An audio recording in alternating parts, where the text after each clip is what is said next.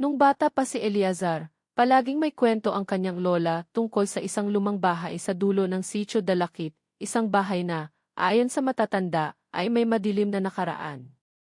Sa gabi raw, may mga aninong gumagalaw sa loob, kahit matagal nang walang nakatira roon. May mga sigaw na mahina ngunit malinaw at maihalakhak na tila galing sa ibang mundo. Pero para kay Eleazar, kwento lang iyon, mga pamahiin para takutin ang mga bata. Hanggang sa bumalik siya sa baryo matapos ang 15 taon at muling nasilayan ang bahay na iyon na tila ba naghihintay sa kanyang pagbabalik. Pagkatapos ng matinding pagod sa Maynila, nagpasya si Eleazar, isang 28 anyos na guro, na magpahinga muna sa probinsya, sa bahay ng kanyang yumaong lola. Sa kanyang pagdating, sinalubong siya ng katahimikan ng lugar na para bang tumigil ang oras. Ang mga matatandang kakilala ay wala na, ang mga bahay ay kupas at unti-unti nang nilalamon ng kalikasan. Ngunit isang bagay ang hindi nagbago, ang lumang bahay sa dulo ng Sitio Dalakit. Tila ba may sariling buhay ang bahay na iyon? Kahit luma, hindi ito lubusang sira. Ang mga bintana ay sarado, ngunit malinis. Ang bakod ay baluktot, pero may mga sariwang bakas ng paa sa damuhan. At sa kanyang unang gabi sa baryo, hindi niya maiwasang mapatingin roon mula sa bintana ng kanyang kwarto, para bang may humihila sa kanya, may inang aakit. Kinabukasan, habang naglalakad siya papunta sa sapa, nakita niya ang isang babae, maganda, matangkad, at may maamong mukha. Suot niya ang isang simpleng puting damit na may kaunting borda sa lailayan. Napatigil si Eleazar. Hindi niya matandaan kung kailan siya huling tumitig ng ganoon sa isang babae. Ang mga mata nito'y tila malungkot pero may tagong lakas. Bagong salta, tanong ng babae, may bahid ng ngiti sa labi. Sagot ni Eleazar, dito ako lumaki, pero matagal na akong di nakauwi. May nawala, kaya ka bumalik, tanong ng babae, at doon niya napansin, malalim ang kanyang boses, may bigat. Parang alam niya ang lungkot na dala ni Eleazar. Lola ko siya ang nagpalaki sa akin, mahinang sagot niya. Tumango ang babae. Ako nga pala si Sabel. Eleazar, sagot niya, at napansin niyang bahagyang namula si Sabel nang sila'y magkamay. Mula noon, madalas na silang nagkikita.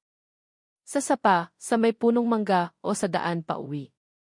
Madalas silang magkwentuhan tungkol sa mga alaala nila sa baryo. Si Sabel ay lumaki rin doon, pero tila palaging iwas sa detalye tungkol sa kanyang pamilya o kung saan siya nakatira. Kapag tinatanong siya ni Eleazar, laging nag-iiwas ng tingin si Sabel. Isang gabi, habang naglalakad si Eleazar pa uwi, napadaan siya muli sa lumang bahay. Napatigil siya. Nakabukas ang pinto. Maliwanag sa loob. Narinig niya ang isang tinig na kumakanta, isang malungkot na lulabi, na pamilyar sa kanya kanta ito ng kanyang lola. Hindi siya makagalaw. Hanggang sa biglang bumukas ang bintana sa itaas, at may sumilip si Sabel. Sabel, tawag niya. Dito ka nakatira, hindi lang dahil gusto kitang makilala kundi dahil mahalaga ka na sakin. Napayuko si Sabel, at sa unang pagkakataon, humawak siya sa kamay ni Eleazar. Kung totoong gusto mo akong makilala, sabi niya, handa ka bang tanggapin kahit ang pinakaitinatago kong bahagi? Tumango si Eleazar, kahit ang dibdib niya ay mabilis ang tibok. Kung gayon sundan mo ako mamayang gabi. Sa loob ng bahay. At doon nagsimula ang hindi na niya malilimutan, ang gabing binuksan ni Sabel, hindi lang ang pinto ng lumang bahay, kundi ang lihim ng kanyang pagkatao. Habang si Eleazar ay papasok sa bahay, ramdam niya ang malamig na hangin, ang amoy ng lumang kahoy, at ang kakaibang presensya sa paligid. Sa bawat hakbang, lalong bumibigat ang pakiramdam niya, hindi dahil sa takot kundi dahil sa pagnanais niyang malaman ang totoo. Pagpasok niya sa silid, naroon si Sabel. Ngunit may kakaiba sa kanya, ang kanyang balat ay mas maputla, ang kanyang mga matay tila may ibang liwanag. At sa tabi niya, isang lumang larawan-larawan ng isang babae na kahawig ni Sabel, ngunit higit isang siglo na ang nakalipas. Hindi ako tulad ng inaakala mong babae, sabi ni Sabel, habang lumalapit sa kanya. Isa akong nilalang na minahal ng isang tao noon pero pinagtaksilan, isinumpa, at ikinulong sa bahay na ito. Napalunok si Eleazar. Ang puso niya ay parang guguho sa bigat ng katotohanan. Aswang ka ba? Hindi ko pinili ang maging ganito, sagot ni Isabel. Pero kaya ko ring magmahal. At ngayon, ikaw ang dahilan kung bakit ako naglalakas loob na muling magtiwala. Lumapit si Eleazar at hinawakan ang kanyang pisngi. Kung puso mo ay totoo, wala akong dapat katakutan. Ngunit bago pa siya makasagot, biglang nagdilim ang paligid. May malalakas na yabag sa labas ng bahay. May mga matang nagmamasid sa dilim. At si Isabel, hawak pa rin ang kanyang kamay, ay bumulong. Hindi lang ako ang nilalang sa bahay na ito. Sa gabing iyon, habang hawak pa rin ni Eleazar ang kamay ni Isabel, tila tumigil ang oras sa loob ng lumang bahay. Ang lamig ng hangin ay hindi lang mula sa gabi kundi mula sa presensyang hindi niya maipaliwanag, isang uri ng katahimikan na mailaman, may sinasabi at may tinatago. Tumitig siya sa mga mata ni Isabel. Hindi na siya ang babaeng masayahing kasama niya sa mga araw sa sapa o sa ilalim ng punong mangga.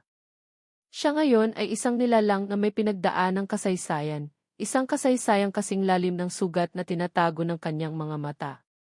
Hindi mo kailangang matakot sa kanila, bulong ni Isabel habang papalapit ang tunog ng mga yabag sa labas. Pero kailangan mong malaman ang buong katotohanan tungkol sa akin. Bago pa ako mapilitan na umalis. Aalis? Bakit? Tanong ni Eleazar, nanginginig ang boses. Dahil simulat sa pool, hinahanap-hanap ko ang kalayaan. Ang pagmamahal. At ngayon na nahanap ko iyon sa'yo, may mga nilalang na ayaw itong payagan. Mga nilalang na minsang naging bahagi ng buhay ko, pero ngayon ay gusto akong ibalik sa dilim. Tahimik si Eleazar. Ang puso niya ay binabalot ng lungkot at galit, galit sa hindi malinaw na dahilan, at lungkot dahil sa pangambang baka hindi niya maprotektahan si Isabel. Pero sino ka ba talaga? Tanong niya sa wakas. Paano ka naging ganito? Huminga ng malalim si Isabel at nagsimulang magkwento. Noong 1907, ako si Isabela. Anak ako ng isang manggagamot na babae. Ina naming kinatatakutan sa buong baryo dahil naiiba siya. Pero ang totoo, kami lang ang nakakaalam ng lihim ng kagubatan. Ang mga nilalang na hindi basta-bastang tao. Mga aswang na hindi rin lahat masama. Ngunit isang gabi, isang lalaki ang dumating, isang sundalong Kastila na naiwan matapos ang digmaan. Minahal ko siya. At ipinagkanulo ko ang sarili kong pamilya para sa kanya. Hindi ko alam, ginagamit lang niya ako para makuha ang mga sikreto ng aming lahi. Isinumpa ako ng ina. Isinara niya ako sa bahay na ito, hanggang sa mabulok ang pag-ibig na iyon at ang puso ko. Saglit na natahimik si Eleazar. Ngunit ramdam niya sa bawat salitang binibigkas ni Isabel ang sakit ng nakaraan. Mas totoo pa kaysa alinmang kwento ng mga aswang na narinig niya sa kanyang kabataan. At mas mabigat pa, dahil ngayon, nandoon siya mismo, hindi bilang tagapakinig, kundi bilang bahagi na ng kwento. Pero bakit ako? Bakit mo ako pinili? Tanong niya. Ngumiti si Isabel, mapait. Dahil hindi ikaw ang unang bumisita sa baryo. Marami na akong nakita, mga dayo, mga naniniwala, mga takot. Pero ikaw lang ang tumingin sa akin bilang tao. Hindi bilang alamat. Hindi bilang panganib. Sa sandaling iyon, may umalulong sa labas. Isang mababang tunog na tila galing sa hayop, ngunit may tono ng galit at pagmamakaawa. Muling lumiwanag ang mga mata ni Isabel. Nilapitan niya ang pinto at mahigpit itong isinara. Hindi na ako ligtas sa kanila. At hindi ka na rin ligtas, Eleazar, sabi niya habang hinawakan ang kanyang balikat. Pero may paraan pa. May isang ritual, isang pagtubos. Pero may kapalit, sabihin mo, mariing sagot ni Eleazar. Ano man yon, kakayanin ko. Tanging tunay na pagmamahal ang makakapagpawala sa sumpa. Pero kailangang buong buo. Walang duda. Dahil kung mag-aalangan ka, pareho tayong mawawala. Hindi siya agad nakasagot. Sa kanyang dibdib, naglalaban ang katotohanan at ang kanyang damdamin. Ngunit alam niya, hindi na siya makakabalik sa dati. Sa simpleng buhay na iniwan niya sa Maynila. Dahil dito, sa lumang bahay na ito, may isang pusong naghihintay. At sa pusong iyon, nakita niya ang sarili. Ngunit bago pa siya makasagot, may malakas na kalabog sa pader. At kasunod noon, isang anino ang dumaan sa gilid ng bintana, mabilis, matulis ang mga kuko, at may tila pakpak. Tumingin si Isabel sa kanya, takot sa mga mata. Pumasok na sila sa lupaing ito. Mga nilalang na dating kasama ko. Gusto nila akong kunin muli. Alam nilang minamahal na kita. Tayo ang pipili kung sino tayo, sagot ni Eleazar, sa unang pagkakataon, buong tapang. Kung may daan para manatili ka rito, kung may daan para makasama kita, gagawin ko. Napaluha si Isabel at humawak sa kanyang dibdib. Kung gayon kailangan natin magsimula bukas ng gabi. Sa ilalim ng buwan. Pero hindi na sila nakapagsalita pa. Sapagkat mula sa labas, isang tinig ang sumigaw, Isabela. Lumabas ka. Ang sumpa ay hindi matatapos hanggat hindi ka bumabalik sa amin.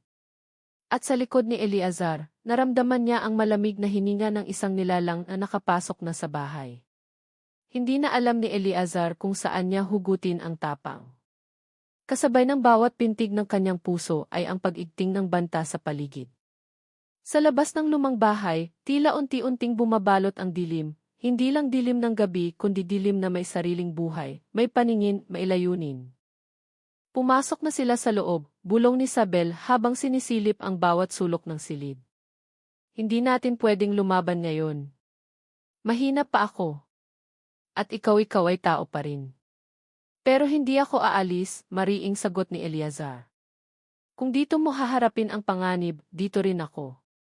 Bumigat ang hangin. Mula sa kisame, may marahang paggalaw, parang may gumagapang. Sa gilid ng kanilang paningin, isang anino ang dumaan, hindi takot kundi nagmamasid. Biglang bumukas ang lumang aparador. Isang babaeng tila singtanda ng panahon ang lumabas, balot ng itim at may matang kumikislap sa dilim. Tumigil siya sa harapan nila at ngumiti ng malamig. Kumusta ka na, anak, sabi ng matanda kay Isabel. Hindi na ako anak mo, inang. Nanginginig ang boses ni Isabel pero hindi siya umatras. Matagal mo na akong itinakwil. At ang sumpa mo hindi mo na kayang kontrolin. Nagkamali ka ng iniibig, sagot ng matanda. Muli kang sumira sa ating lahi. Ano ba talaga ang gusto ninyong mangyari? Singit ni Eleazar, galit at takot na magkasabay. Tumingin ang matanda sa kanya, tila siya ay isa lang insekto na nakakapit sa huling hibla ng buhay. Gusto naming bumalik siya. Ang isa sa mga pinakamakapangyarihan naming tagapangalaga. Si Isabela. Hindi si Isabel na mahina at pinili ang damdamin kaysa ang kapangyarihan. Isang malakas na kalampag ang gumulantang sa kanila. Mula sa likuran, isang aswang na may pakpak ang pumasok mula sa bubong. Tumili si Isabel, ngunit agad siyang tinakpan ni Eleazar. Takbo, sigaw niya. Pero hindi sila tumakbo. Imbes, hawak ang kamay ng isa't isa, sabay nilang hinarap ang nilalang. Lalong lumiwanag ang mata ni Isabel, tila muling nabubuhay ang kapangyarihang kanyang inilihim sa mahabang panahon.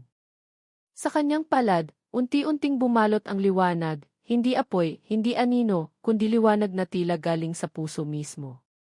Hindi mo pa rin nauunawaan, sabi ng matanda. Ang pag-ibig ay hindi makaliligtas sa iyo. Gagamitin lang niya iyan laban sa iyo. Ganyan kayo, mga tao, pagkatapos kanilang mahalin, sisirain ka rin nila. Tiningnan ni Isabel si Eleazar, ang kanyang mga mata puno ng luha. Naniniwala ako sa kanya.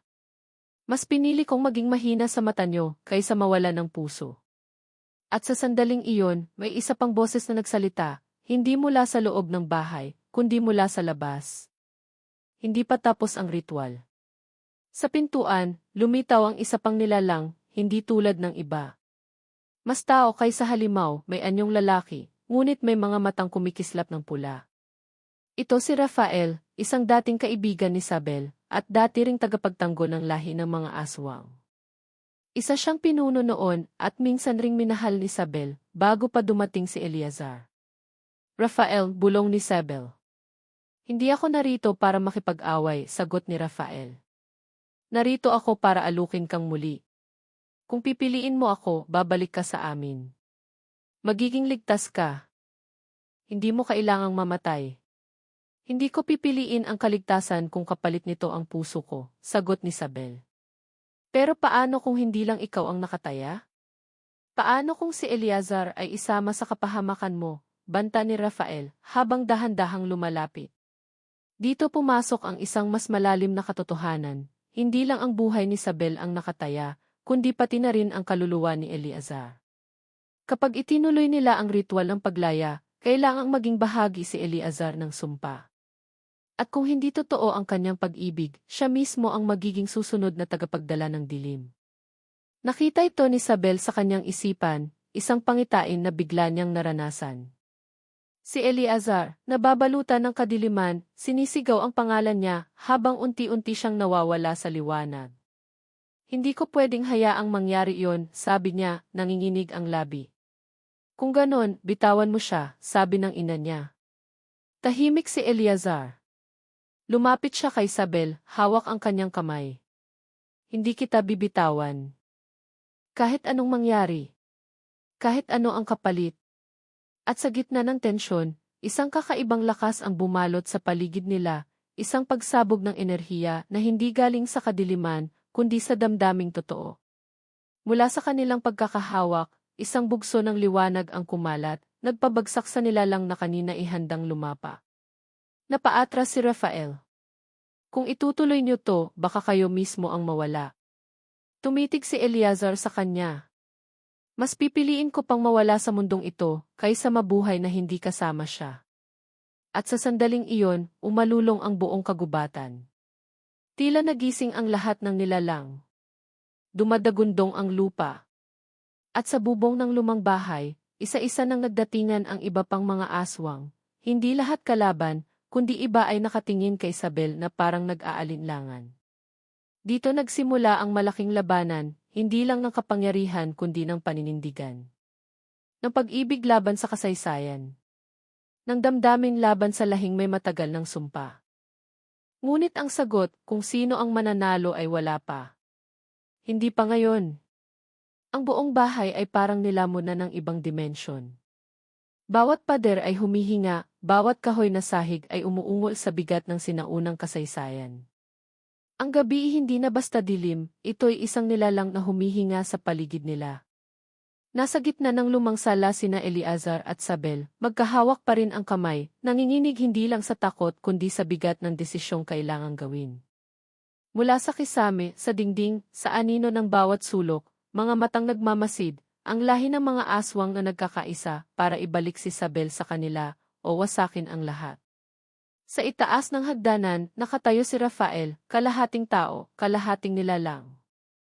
Wala na kayong oras, anya, malamig ang boses. Magsisimula na ang pagbagsak ng tabing. Kapag sumapit ang 2:00, hindi na kayo makakaalis dito ng buhay maliban na lang kung isa sa inyo ang isakripisyo. Lumapit si Isabel kay Eleazar, at sa unang pagkakataon, kitang-kita ang takot sa kanyang mga mata, hindi dahil sa mga aswang, kundi dahil sa posibilidad na siya mismo ang maging dahilan ng kamatayan ng lalaking minamahal niya. Eleazar, bulong niya. May paraan para mailigtas ka. Hindi, sagot nito. Walang paraan na hindi ikaw ang kasama ko sa dulo. Ngunit sa likod ng mga mata ni Isabel, may isang alaala na biglang bumalik, isang ritual na minsang itinuro sa kanya ng kanyang ina. Isang lumang seremonya ng paglaya na may kapalit.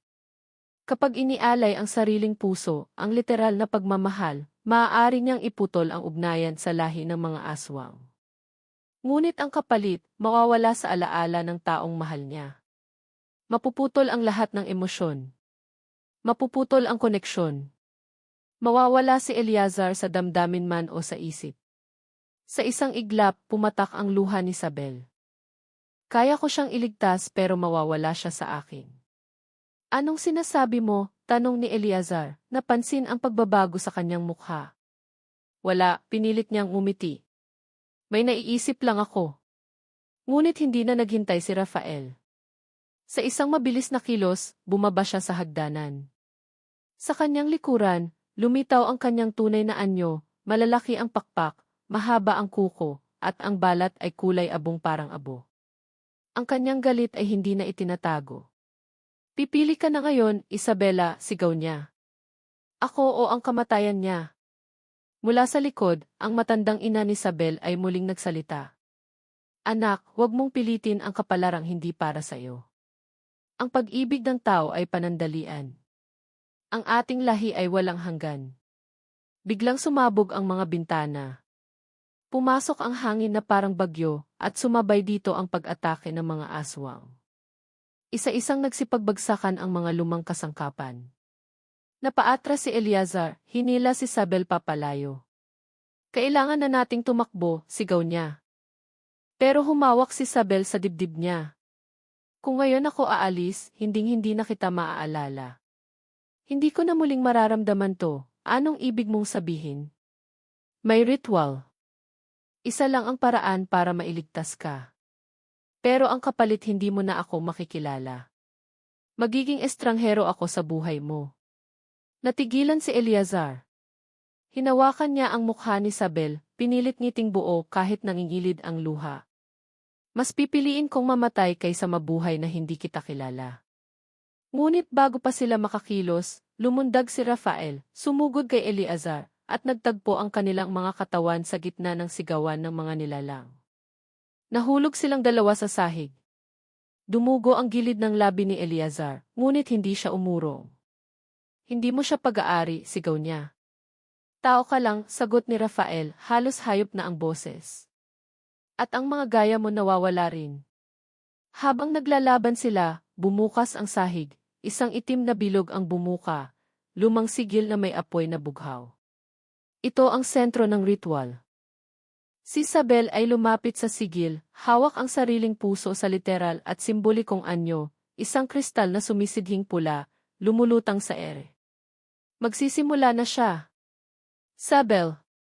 Huwag, sigaw ni Eleazar habang pinipigilan si Rafael. Pero hindi siya tumigil. Mahal kita, Eleazar. At dahil mahal kita, pakakawalan na kita. At sa pagbigkas niya ng unang linya ng sinaunang ritual, nagliyab ang sigil sa sahig. Umikot ang hangin. Umiiyak si Isabel habang kinakalaban ng puso niya ang desisyon ng isip. Bawat salita ay parang punyal sa kanyang kaluluwa. Pero sa gitna ng lahat ng ito, isang bagay ang pumigil. Si Eleazar, kahit sugatan, ay tumakbo papunta kay Isabel, at bago maibulalas ang huling linya ng ritual, hinawakan niya ulit ang kamay nito. Hindi mo kailangang kalimutan ako, Anya, habol hininga. Ako ang pipili para sa ating dalawa. Kung mamamatay man ako, mamamatay akong alam kong minahal kita.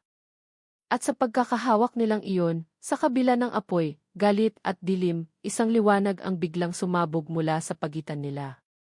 Mas maliwanag pa sa araw, mas malinis kaysa sa anuman. Napaatras si Rafael, nasunog ang kanyang balat.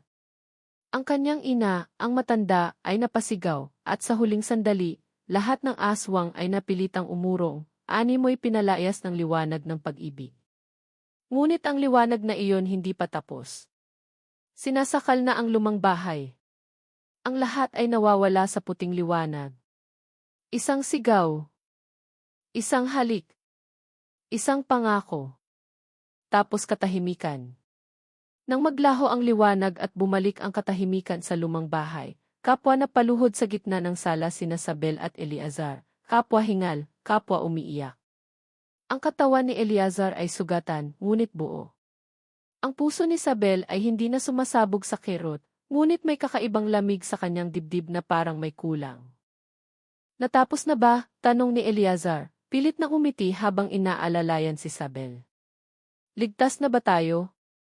Hindi agad sumagot si Isabel.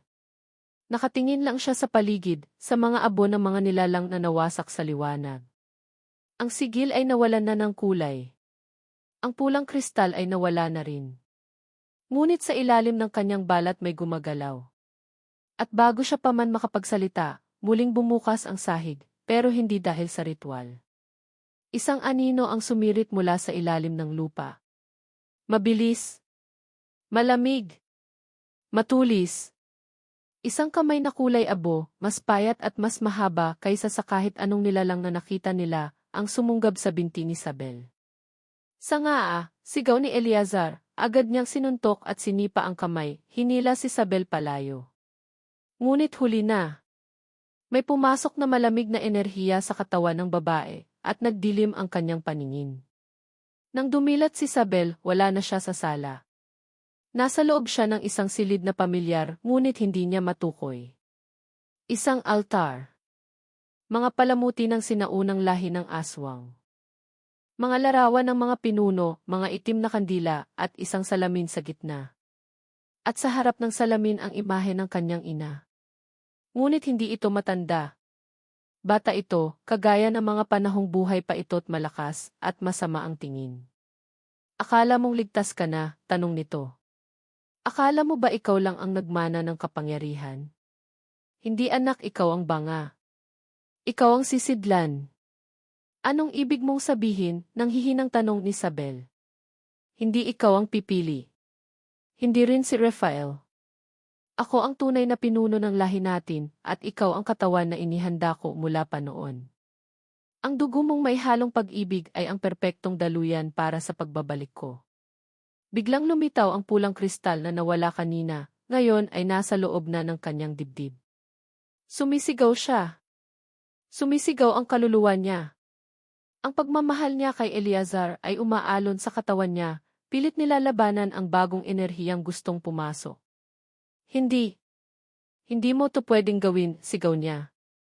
Masakit, ani ng imahe ng ina, ngayon ay nagbabago na ang anyo, nagiging kabaligtaran ang pagmamahal, isang nilalang na pinagsama ang kagandahan at kabangisan. Masakit ang katotohanan, anak. Na ang buong pagmamahal mo kay Eleazar ay bahagi lang ng plano para mahulog ka. Para maging sakripisyo. Samantala, sa kabilang dako, si Eleazar ay nakatayo pa rin sa gitna ng sala. Ngunit unti-unti na ring nagbabago ang paligid. Ang mga larawan sa pader ay gumagalaw. Ang kisame ay tila bumababa. At isang pamilyar na tinig ang narinig niya. Eleazar, bulong ng matandang babaeng ina ni Isabel, na akala niyang napalayas na. Gusto mo ba talaga siyang iligtas? Gusto mo ba talagang hindi siya mawala? Bakit mo pa tinatanong yan, bulalas niya, galit na galit. Kahit ano, ibibigay ko. Talaga ba, ani ng matanda, habang unti-unting lumilitaw ang isang anino sa likuran niya. Pati ba ang sarili mo? Hindi siya agad nakasagot. Hindi mo pa alam, ano? Kung ano ka talaga. Napakunot noo si Eleazar. Ang dugo mo hindi puro tao. May lahi ka ng tagapagtanggol. Ang huling linya ng mga bantay na nilikha para pigilan ang pagbangon ng mga Diyos ng kadiliman. Ikaw ang kabaligtaran niya. Hindi totoo yan, ang pag-ibig niyo ay isang pagkakamali ng tadhana. Isa kang nilikhang dapat pumatay sa gaya niya. Kaya kayo nagkakagusto para sirain ang balanse. At sa sandaling iyon, bumukas ang kanyang alaala. Mga pangitain ng panaginip na dati tinataboy lang niya. Mga tanong sa kanyang pagkabata na walang sagot. Ang sugat na mabilis maghilom. Ang pakiramdam ng pagiging iiba. Lahat ng iyon totoo pala. Hindi siya ordinaryo. Hindi siya lang basta nagkataong nandoon. Pinili siya ng tadhana para tapusin ang lahi ng mga aswang. At ang mahal niya, si Isabel, ang pinakamakapangyarihan sa lahat. Tumakbo siya paakyat. Hinanap ang silid ng altar. Sumisigaw. Isabel. Sagutin iye. Pero sa pagbukas niya ng pinto, hindi na si Isabel ang naroon. Isang nilalang ang nakatayo sa gitna ng silid. Isang babae, ang anyo ni Isabel ay nandoon pa rin, ngunit ang mga mata niya ay pula, ang boses niya ay malamig, at ang katahimikan ng paligid ay parang bago magsimula ang isang sakuna. Eleazar, anito. Tapos na ang Isabel na kilala mo. Ngunit may bakas ng luha sa sulok ng kanyang mata. Kahit nasa ilalim siya ng impluwensya ng kanyang ina, may bahagi pa rin ni Isabel ang lumalaban. At sa isang iglap, na-realize ni Eleazar, wala na silang oras. Kung hindi niya kayang ilaban ito, baka tuluyan nang mawala ang babae niyang minahal. Ngunit paano mo lalabanan ang taong mahal mo kung siya na ang naging halimaw? Hindi gumalaw si Eleazar. Sa harap niya ay si Isabel, o ang nilalang na ngayon ay humahawak sa kanyang anyo, mapula ang mga mata, nanginginig sa enerhiya ng mga sinaunang aswang, at palapit ng palapit sa puntong wala ng balikan. Ngunit sa kabila ng lahat, nakita niya pa rin ang babaeng minahal niya. Nandoon pa rin si Sabel. Sa likod ng madilim na kapangyarihan, sa kabila ng nagbabagong anyo, nandoon ang mga matang minsang ngumiti sa kanya sa gitna ng ulan. Nandoon ang titig na may pangakong hindi siya iiwan. Kung ikaw ang huling dapat kong makita bago ako mawala, bulong ni Eleazar, gusto kong makita ka bilang ikaw, hindi ang halimaw na pinilit mong maging. Ang mga mata ni Sabel ay kumislap. Sandali lang. Parang may sumiklab sa loob ng kanyang isipan, at isang bulong ang bumasag sa katahimikan. Eleazar, hindi iyon ang boses ng halimaw. Tunog iyon ng babaeng minahal niya. Ang tunay na Sabel. Parang pilit siyang bumabalik mula sa kailaliman ng kadiliman. Tumakbo si Eleazar palapit kahit nanginginig. Kahit maaaring iyon na ang huli niyang sandali. Dinampot niya ang pulang sigil na nalaglag sa sahig, pinisil sa kamao niya habang inilalapit sa puso niya. Kung kailangan mong makita ang liwanag para maalala kung sino ka gagawin ko. Idinikit niya ang sigil sa sarili niyang dibdib. Sumiklab ang pulang liwanag. Sumabog ito sa buong silid at pumulupot ang liwanag kay Sabel. Sumigaw siya. Ang boses niya ay doble, isang halimaw na lumalaban at isang babaeng umiiyak. Alam kong nandyan ka, sigaw ni Eleazar. Hindi mo ko kayang saktan dahil mas mahal mo ako kaysa sa sinasabi ng dugo mo. Muling sumiklab ang liwanag. Ngayon, hindi na ito pula kundi puti. Malinis. Mainit. Ang ilaw ay sumuot sa dibdib ni Sabel hanggang sa sumigaw siya ng huling beses at napaluhod. Tahimik. Nabitiwan ni Eleazar ang sigil. Lumapit siya, nanginginig, hindi alam kung buhay pa si Sabel o kung nilamon na ito ng halimaw. Ngunit nang dumilat ang babae, ang kanyang mga mata ay kayumangging muli. Elit bulong niya habang bumagsak sa bisig ng lalaki. Niyakap ni Eleazar ng mahigpit kahit umiiyak. Akala ko na wala ka na. Huminga si Sabel ng malalim. Nandito lang ako. Pero kailangan nating tapusin ito. Napatingin sila pareho sa salamin sa altar, at doon, bumubuo pa rin ang anyo ng ina ni Sabel. Ang anyo ay hindi na ganoon katapang, pero puno pa rin ng galit. Hindi pa kayo panalo, anito. Kayo ang kahinaan ng isa't isa. At sa kahinaang iyan doon ko kayo wawasakin.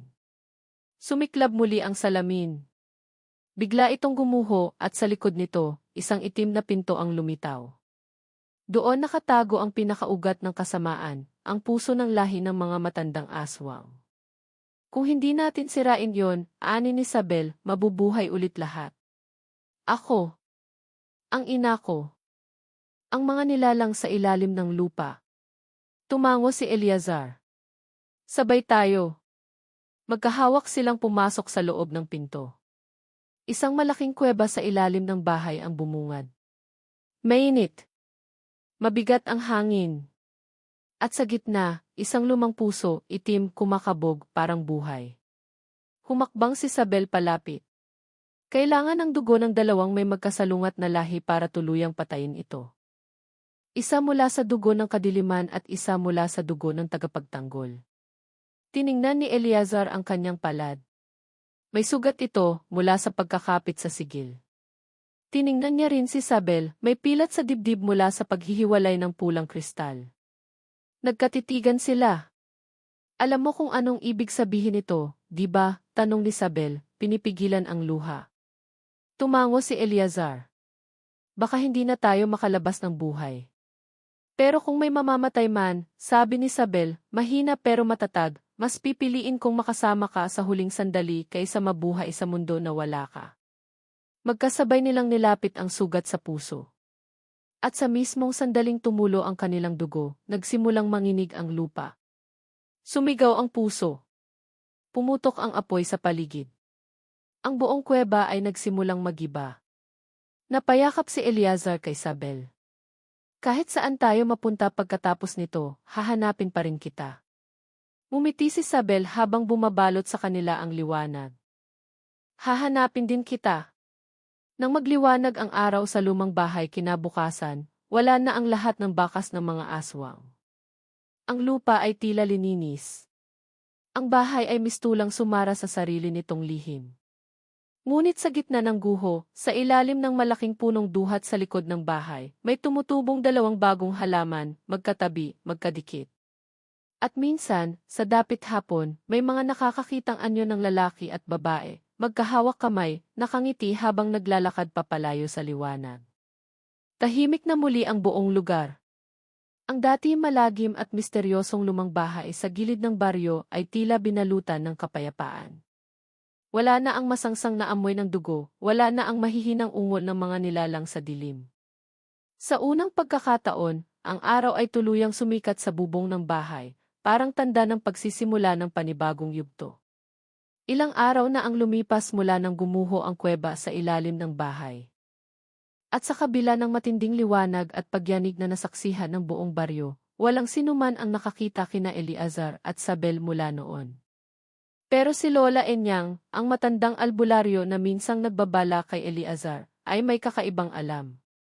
Sila ang nagsara sa daang hindi dapat binuksan, sabi niya habang nakatitig sa puno ng duhat na tumubo malapit sa guho. Pero hindi sila nawala.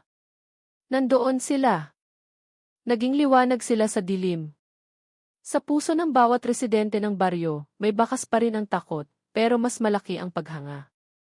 Si Eleazar, ang lalaking walang takot na sinubukang hanapin ang katotohanan. At si Sabel, ang babaeng buong tapang na lumaban sa dugo ng kanyang lahi. Hindi sila naging biktima, naging bayani sila. Isang gabi, habang ang hangin ay malamig at ang buwan ay bilog, may lumapit sa punong duhat. Isang batang babae, hawak ang kamay ng kanyang ina. Inay, tanong ng bata, bakit magkadikit ang dalawang punong iyan? Ngumiti ang ina. Dahil dati silang tao. Magkaibang nilalang pero iisang puso.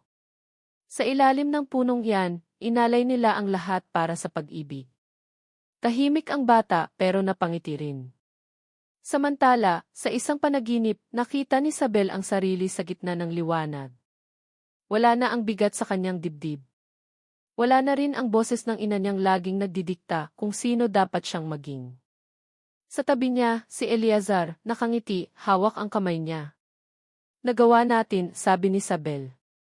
Sagot ni Eleazar, pero alam mong hindi dito nagtatapos ang kwento natin. Napakunot noo siya.